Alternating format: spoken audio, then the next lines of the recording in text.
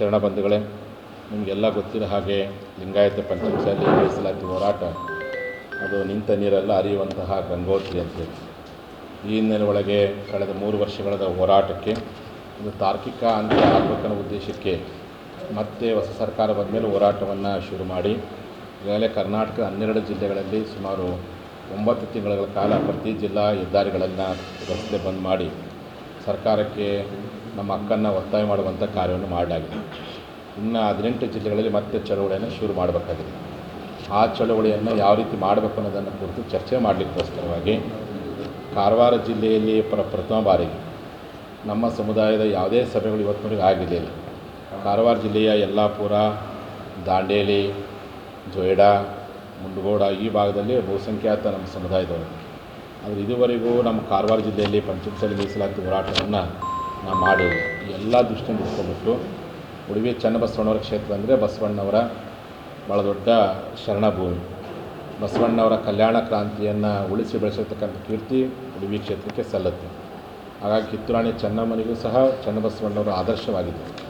ಈ ಒಂದು ಕಾರಣದಿಂದಾಗಿ ಮೊಟ್ಟ ಮೊದಲ ಬಾರಿಗೆ ಕಾರವಾರ ಜಿಲ್ಲೆಯ ಉಡುಪಿಯ ಚನ್ನಬಸವಣ್ಣವರ ಐಕ್ಯ ಭೂಮಿಯಲ್ಲಿ ಲಿಂಗಾಯತ ಪಂಚಮಸಾಲಿ ಮೀಸಲಾತಿ ಚಳವಳಿಗಾರರ ಸಭೆಯನ್ನು ಮಾಡೋದ್ರ ಮೂಲಕವಾಗಿ ಚುನಾವಣೆ ನಂತರದಲ್ಲಿ ಮತ್ತೆ ಹೋರಾಟವನ್ನು ಮುಂದುವರಿಸೋ ಪ್ರಯತ್ನಕ್ಕೆ ರೂಪುರೇಷೆಗಳನ್ನು ಸಿದ್ಧಪಡಿಸಬೇಕು ಅಂತೇಳಿ ತೀರ್ಮಾನ ಮಾಡಲಾಗಿದೆ.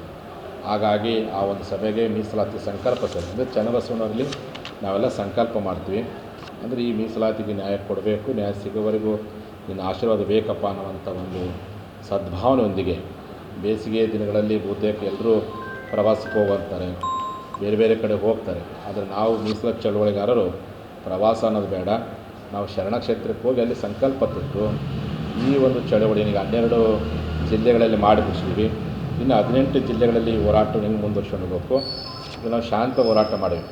ಮುಂದಿನ ಹೋರಾಟ ಯಾವ ರೀತಿ ಇರಬೇಕು ಅನ್ನೋದ್ರ ಬಗ್ಗೆ ಸ್ಪಷ್ಟವಾಗಿರ್ತಕ್ಕಂಥ ಮಾಹಿತಿಯನ್ನು ಸಂಗ್ರಹ ಮಾಡಲಿಕ್ಕೆ, ಮಾಹಿತಿಯನ್ನು ಹಂಚ್ಕೊಳ್ಳಿಕ್ಕೋಸ್ಕರವಾಗಿಯೇ ಮೇ 23ನೇ ತಾರೀಕು ಗುರುವಾರ ಮಧ್ಯಾಹ್ನ 3 ಗಂಟೆಗೆ ಕಾರವಾರ ಜಿಲ್ಲೆಯ ಜೊಯ್ಡಾ ತಾಲೂಕಿನ ಚನ್ನಬಸವಣ್ಣನವರ ಐಕ್ಯ ಭೂಮಿಯಾಗಿರ್ತಕ್ಕಂಥ ಉಡುಪಿಯ ಶರಣ ಕ್ಷೇತ್ರದಲ್ಲಿ ಲಿಂಗಾಯತ ಪಂಚಮಸಾಲಿ ಮೀಸಲಾತಿ ಚಳವಳಿಗಾರರ ರಾಜ್ಯ ಸಂಕಲ್ಪ ಸಭೆಯನ್ನು ಕರೆಯಲಾಗಿದೆ.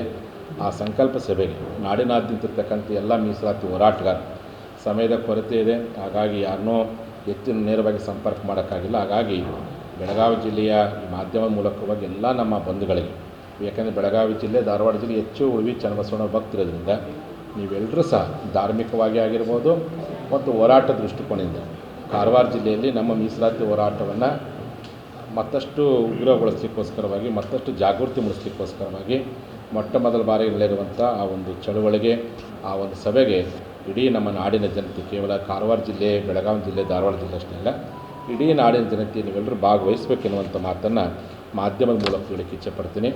ಅವತ್ತು ಮುಖ್ಯವಾಗಿರ್ತಕ್ಕಂಥ ವಿಷಯ ಮೀಸಲಾತಿ ಚಳವಳಿಗೆ ಹಿನ್ನಡೆ ಏನು, ಅದಕ್ಕೆ ಪರಿಹಾರ ಯಾವ ರೀತಿ ಮಾಡಬೇಕು ಅನ್ನೋದು ಈ ವಿಷಯ ಕುರಿತೇ ಚರ್ಚೆ ಮಾಡ್ತೀನಿ. ಎಲ್ಲಿ ನಾವು ವಿಳಂಬ ಆಗ್ತದೆ, ವಿಳಂಬಕ್ಕೆ ಕಾರಣಗಳೇನು ಮತ್ತು ಆ ಕಾರಣಗಳನ್ನು ಹೆಂಗೆ ಸರಿಪಡಿಸ್ಕೊಂಡು ಪರಿಹಾರ ಕಂಡುಕೊಂಡು ಯಾವ ರೀತಿಗೆ ಅದು ಅನುಷ್ಠಾನ ಮಾಡಲಿಕ್ಕೆ ಪ್ರಯತ್ನ ಪಡಬೇಕು ಅನ್ನೋದ್ರ ಬಗ್ಗೆ ಈ ರೀತಿಯಾಗಿರ್ತಕ್ಕಂಥ ಸಭೆಯಲ್ಲಿ ಇಟ್ಕೊಳ್ಳಾಗಿದೆ. ಹಾಗಾಗಿ ನಾಡಿನ ಜನತೆ ಇದನ್ನೇ ಆಮಂತ್ರಣ ಅಂತ ತಿಳ್ಕೊಂಡು ತಾವೆಲ್ಲರೂ ಸಹ, ಯಾಕೆ ಉಡುಪಿ ಕ್ಷೇತ್ರಕ್ಕೆ ಇದುವರೆಗೂ ನಮ್ಮ ಸಮಾಜದ ಯಾವುದೇ ಕಾರ್ಯಕ್ರಮ ಆಗಿಲ್ಲ, ಮೊದಲ ಬಾರಿಗೆ ಆಗ್ತದೆ. ನಾವೆಲ್ಲ ಬಸವ ಕಲ್ಯಾಣದಲ್ಲಿ ಮಾಡಿದ್ವಿ, ಕೂಡಲ ಸಂಘದಲ್ಲಿ ಮಾಡಿದ್ವಿ, ಚೆನ್ನಮ್ಮನ ಕಿತ್ತೂರು ಮಾಡಿದ್ವಿ, ಮಲೆ ಮಹದೇಶ್ವರ ಬೆಟ್ಟದಲ್ಲಿ ಮಾಡಿದ್ವಿ, ಎಲ್ಲ ಭಾಗದಲ್ಲಾಗಿತ್ತು. ಆದರೆ ನಮ್ಮ ಪಕ್ಕದ ಕಾರವಾರ ಜಿಲ್ಲೆಯಲ್ಲೇ ಹೋರಾಟದ ಸಭೆಗಳಾಗಿರಲಿಲ್ಲ.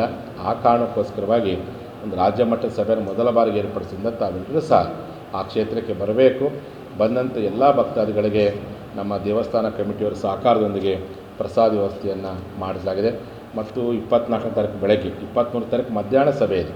ಅದು ಮುಗಿಸ್ಕೊಂಡು ಬಹುತೇಕ ವಸತಿ ಮಾಡಿಕೊಂಡು 24 ಬೆಳಗ್ಗೆ ಸಾಮೂಹಿಕ ಇಷ್ಟಲಿಂಗ ಪೂಜೆ ಮೂಲಕವಾಗಿ ಸಂಕಲ್ಪ ತೊಡುವಂಥ ಹೋರಾಟದ ಸಂಕಲ್ಪ ತೊಡುವಂಥ ಸಭೆಯನ್ನು ಮಾಡಲಾಗ್ತಾಯಿದೆ. ಹಾಗಾಗಿ ತಾವೆಲ್ಲರೂ ಸಹ ಬಂದು ಭಾಗವಹಿಸಬೇಕಂತೇಳಿ ನಮ್ಮ ಬೆಳಗಾವಿ ಜಿಲ್ಲಾ ಮತ್ತು ಧಾರವಾಡ ಜಿಲ್ಲಾ ಘಟಕದಲ್ಲಿ ಕಾರ್ಯಕ್ರಮ ಸಂಘಟನೆ ಮಾಡಿದೆ. ಎರಡೂ ಜಿಲ್ಲಾ ಘಟಕದ ಪರವಾಗಿ ಈ ನಾಡಿನ ಜನತೆಗೆ ಮನವಿ ಮಾಡಿಕೊಂಡು 2 ಮಾತು ತಿಳಿಸ್ತೀನಿ. ಶರಣ.